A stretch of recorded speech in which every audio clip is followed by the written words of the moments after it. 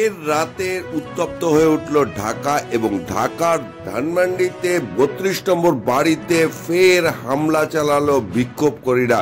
এর আগেও আগস্ট মাসে বাংলাদেশের প্রাক্তন প্রধানমন্ত্রী শেখ হাসিনার এই বাড়িতেই তাণ্ডব চালিয়েছিল দুষ্কৃতীরা, লুটপাট চালানো হয়েছিল, এমনকি বঙ্গবন্ধুর স্মৃতিসৌধের উপর তার মূর্তিতেও কিন্তু আক্রমণ চালিয়েছিল। আর ফের গতকাল রাতে সমাজ মাধ্যমে প্রাক্তন প্রধানমন্ত্রী তথা আওয়ামী লীগ নেত্রী শেখ হাসিনার ভাষণ সম্প্রচারিত হওয়ার পরপরেই বা সেই আশঙ্কাতেই কিন্তু এইবার আক্রমণ চালালো সেই দুষ্কৃতীরা যারা কিন্তু এর আগে আগস্ট মাসে কিন্তু শেখ হাসিনার এই ধানমন্ডির ৩২ নম্বর ধানমন্ডির বাড়িতেই কিন্তু আক্রমণ চালিয়েছিল, লুটতরাজ চালিয়েছিল।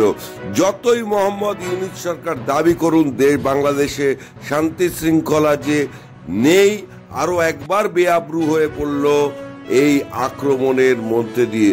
যদিও শেখ হাসিনা সমাজ মাধ্যমে বিবৃতি দিয়ে দাবি করেছেন এই বাড়িতে তিনি থাকতেন না এবং এই বাড়ি তিনি অনেক দিন আগেই ছেড়ে দিয়েছিলেন, কিন্তু বাংলাদেশের রাস্তায় গলিতে গলিতে যখন ফের আওয়ামী লীগ নেত্রী শেখ হাসিনার নামে পোস্টার পড়ছে, তখন সেই ভয়ে কি মোহাম্মদ ইউনূসের সরকারের পরোক্ষ মদতে কিন্তু আক্রমণ চালানো হলো প্রাক্তন প্রধানমন্ত্রীর এই ভাড়া বাড়িটিতে।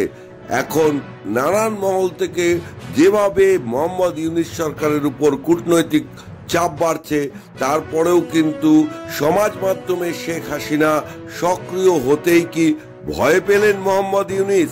তাই কি জামাত আন্দোলনকারীদের সামনে রেখেই কি তিনি এই আক্রমণ চালানো হলো শেখ হাসিনার বাড়িতে?